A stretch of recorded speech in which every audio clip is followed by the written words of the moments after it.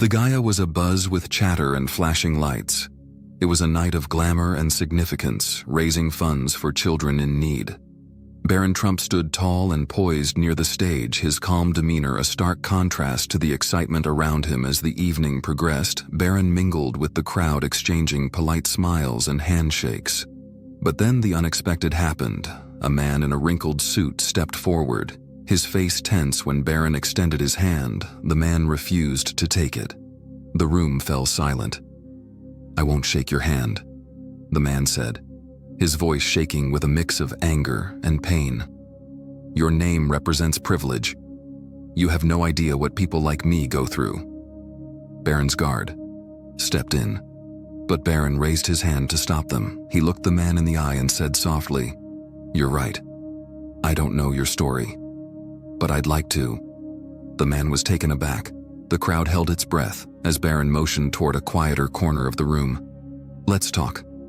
The man hesitated but eventually followed Barron. They sat at a small table away from the crowd, the tension palpable. "I'm Jacob," the man began, his voice still laced with defiance. "I'm a single dad. My son Ethan has a rare disease and I can't afford his treatment. I came here tonight hoping to speak with someone who could help, but I didn't expect you to care." Barron listened intently, his expression softening with each word. "I do care," he said. "Tell me more about Ethan." Jacob's defenses began to crumble as he spoke about his son.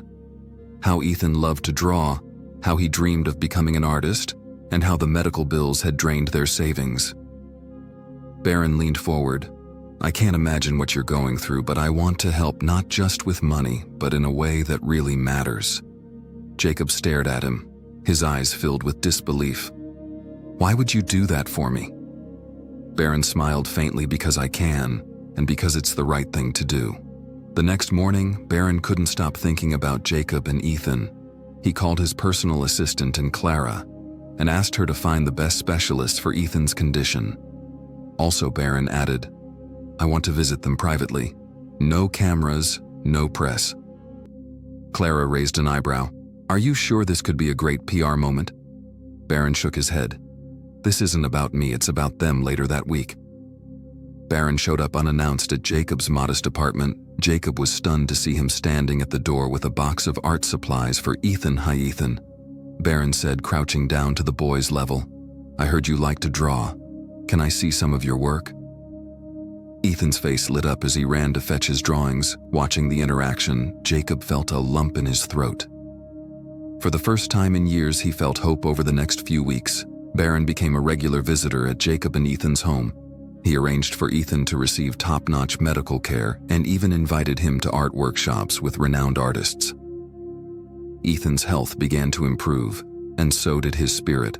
One day he handed Barron a drawing of a tall, kind man holding a child's hand under a tree. "That's you," Ethan said with a shy smile. "You're my hero." Barron's eyes misted it over as he took the drawing. "Thank you, Ethan. But you're the real hero. You're braver than I'll ever be." Jacob watched from the doorway, overcome with emotion. Barron's kindness wasn't just changing Ethan's life. It was restoring his faith in humanity. Word of Barron's actions began to spread despite his efforts to keep it private. Families in similar situations reached out, inspired by his humility and generosity. At a follow-up gala, Jacob and Ethan made a surprise appearance this time. Jacob stood on stage holding a microphone. "I came here months ago full of anger," he said, his voice breaking. "I thought no one cared, but Barron proved me wrong. He didn't just help my son, he gave us our lives back." The audience erupted in applause, but Barron, seated in the front row, looked down humbly. This wasn't about recognition. It was about the impact. As Jacob and Ethan left the stage, Barron made a silent vow to continue using his platform for good. Barron couldn't stop thinking about the countless families who needed help, but lacked a voice. Inspired by Jacob and Ethan's story, he decided to take action on a larger scale. He called a meeting with his team. "I want to start a foundation," he said, "something that can help families, like Jacob's families caught in impossible situations." Clara, always practical, asked, "How do you plan to fund this? Even you have limits." Barron nodded. "We'll start small, but we grow." I'll contribute personally, and we rally others who want to make a difference within weeks. The Beacon of Hope Foundation was born its mission to provide medical care, educational support, and creative opportunities for children facing extraordinary challenges. The first grant went to Ethan, covering his ongoing treatment and art education. Barron's heart swelled as he watched Ethan flourish, knowing this was only the beginning, but not everyone was supportive. Critics questioned his motives, accusing him of using the foundation for publicity. Barron stayed focused. "This isn't about me," he told Clara, "it's about the kids." The foundation quickly gained momentum. Families from all walks of life reached out, sharing their stories and seeking help. Barron insisted on reviewing each application personally, ensuring no one was overlooked. One day, he came across a letter from a mother named Maria. Her daughter Sophia was a budding violinist whose talent was unmatched, but a degenerative eye condition threatened to rob her of her sight and her dreams. Barron was deeply moved. He called Maria personally. "We'll help Sophia," he said, "not just with her medical expenses, but with her music education too." Sophia's story became a beacon of the foundation's impact. Videos of her playing the violin spread across social media, touching millions. Meanwhile, Jacob volunteered to help the foundation, saying, "I owe you my life." "Let me give back." Barron welcomed him warmly. "You don't owe me anything, Jacob, but your experience could help others. Let's do this together." As the foundation grew, so did the challenges. One evening, Barron received distressing news. A major donor had pulled out, citing pressure from powerful interests who didn't want Barron's efforts to succeed. Clara was furious. "They're trying to sabotage you." Barron, however, remained calm. "If they think this will stop us, they're wrong. We'll find another way." Determined to keep the foundation afloat, Barron reached out to his network. Slowly, support trickled back in. But the incident left a mark, reminding him that not everyone shared his vision of kindness and compassion that night. Barron sat alone in his study, reflecting on the journey so far. He thought of Ethan, Sophia, and the countless others who needed his help. No matter what, he whispered to himself, "I won't give up." Weeks later, an unexpected letter arrived at the foundation's office. It was from Ethan. "Dear Mr. Barron, I heard you're having trouble with the foundation. I want to help. I've been selling my drawings and saved up some money. It's not much, but I want you to have it. You're my hero, and I want to be like you someday. Love, Ethan." Barron's hands trembled as he read the letter. Tears welled up in his eyes. He called Jacob immediately. "Ethan is incredible," Barron said, his voice thick with emotion. "But tell him to keep his savings. His kindness is enough." Jacob laughed softly. "You've inspired him, Barron. He sees the world differently now because of you." Ethan's gesture reignited Barron's determination. The foundation wasn't just about helping others.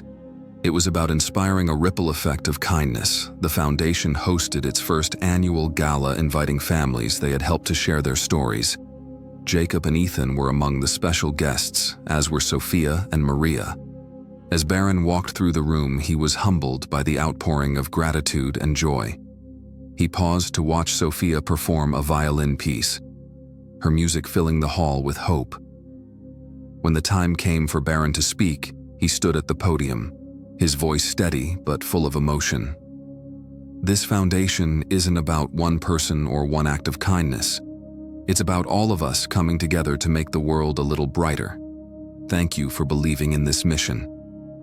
The crowd erupted in applause, but Barron's focus remained on the children in the room.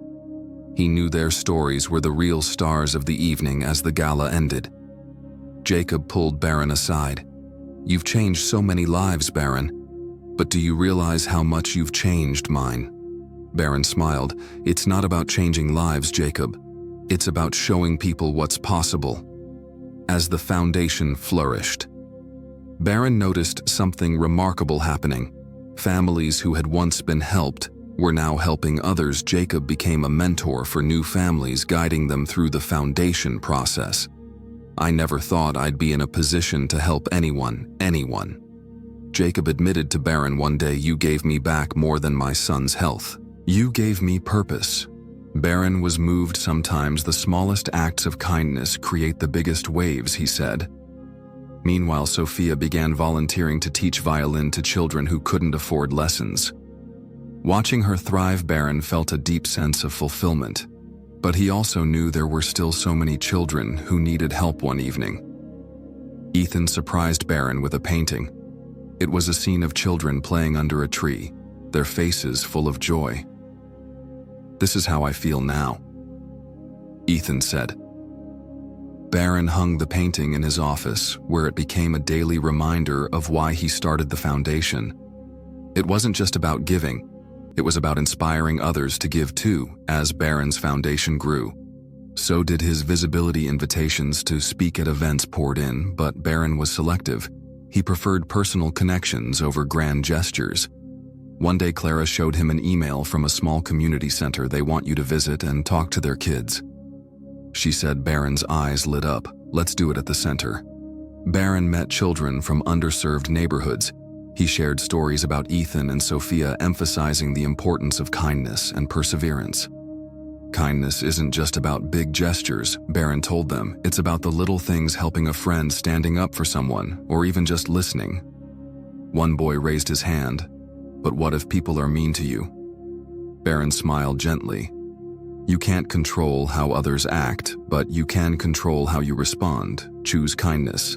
It's the strongest thing you can do." The children's applause was heartfelt, and Barron left feeling energized. He knew these moments were shaping a generation of compassionate leaders. Not everyone was inspired by Barron's actions. Some powerful individuals viewed his foundation as a threat to their influence. One morning, Clara rushed into Barron's office.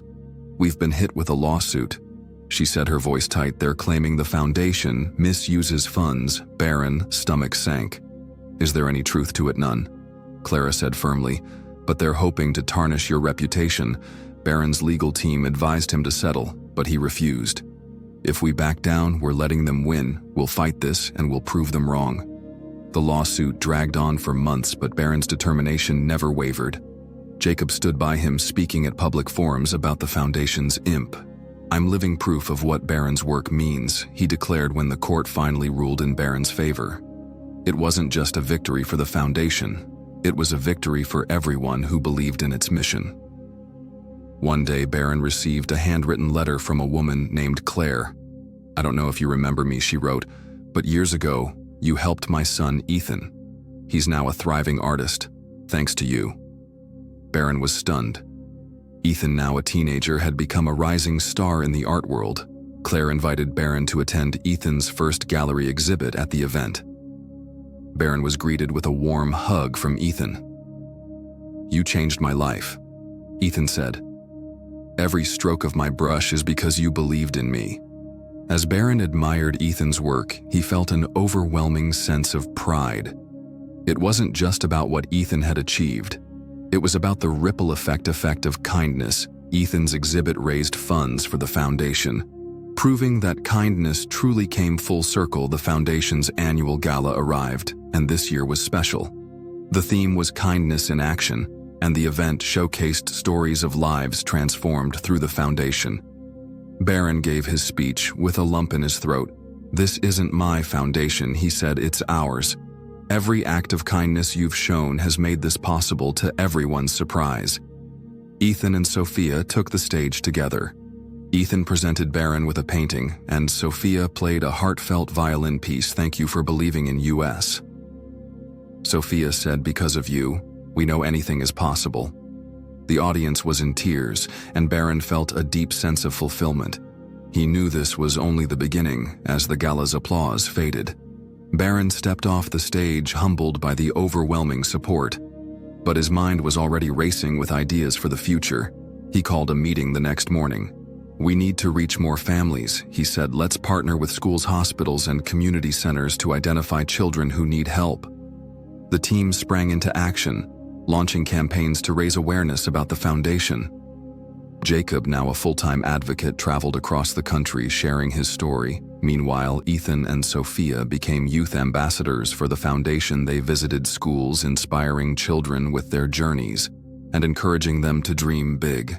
The foundation's impact grew exponentially. Families from all over the world began reaching out, and Barron's team worked tirelessly to meet the demand. Despite the challenges, Barron remained focused.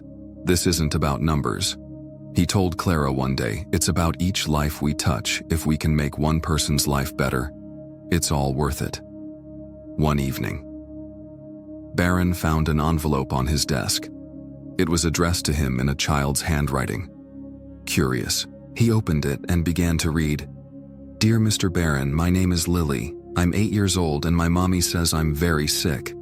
She cries a lot because we don't have enough money to go to the doctor. She showed me a video of you helping other kids. So I thought maybe you could help me too. I just want my mommy to stop crying. Love." Lily Barron's heart broke as he read the letter. He immediately asked Clara to find Lily and her family within days. They were on a flight to meet her. Lily's wide eyes lit up when Barron walked through the door. "You're real," she exclaimed. Barron knelt beside her. "And so are you, Lily. We're going to help you. I promise." Lily's condition was serious, but Barron spared no expense to ensure she received the best medical care. He also provided emotional support for her mother, who had been carrying the burden alone. Months later, Lily's health improved and her laughter returned. She became a symbol of hope for the foundation, reminding everyone why they fought so hard at a press conference. Lily's mother tearfully thanked Barron. "You didn't just save my daughter's life," she said, "you saved mine too." Barron hugged her gently. "Your strength saved her. I just gave you the tools." The story of Lily's recovery touched millions, inspiring a wave of donations and support for the foundation. Barron knew they could now help even more children like her. Despite the foundation's success, Barron faced his share of doubts. Late one night, he confided in Jacob. "Sometimes, I wonder if I'm doing enough." Barron admitted. Jacob placed a hand on his shoulder. "You've done more than anyone else could. You've given hope to people who had none. That's more than enough." The next day, Barron visited Ethan's studio. Ethan was working on a mural for a local hospital depicting children playing under a bright sun. "This is amazing," Barron said, admiring the vibrant colors. Ethan smiled. "I'm just passing on what you taught me. Kindness changes everything." Barron left the studio feeling reinvigorated. He realized that even small acts of kindness created ripples far beyond what he could see. Years later, the Beacon of Hope Foundation had grown into a global movement. Thousands of children and families had been helped, and countless lives transformed at a special event commemorating the foundation's 10th anniversary. Barr stood on stage, surrounded by Jacob, Ethan, Sophia, and Lily. "This isn't my story," Barron said, his voice filled with emotion. "It's theirs. It's yours. It's all of ours. Kindness isn't about one person. It's about all of us working together to make the world better." The audience rose to their feet, applauding and cheering. Barron looked out at the crowd, his heart full. He had started with a simple act of kindness, and now it had become a legacy. As the event ended, Barron walked over to Ethan. "What's next for you?" Ethan grinned. "Changing the world just like you taught me." Barron smiled, knowing the future was in good hands. "If this story moved, you don't let it end here. Spread kindness in your own way. It can change lives more than you know if you love this journey of compassion and hope." Please hit the like button, subscribe to this channel, and share your thoughts in the comments below. What was your favorite moment? Who inspired you the most? Let's keep the ripple of kindness going together. We can make a difference despite the foundation's success. Barron faced his share of doubts. Late one night, he confided in Jacob.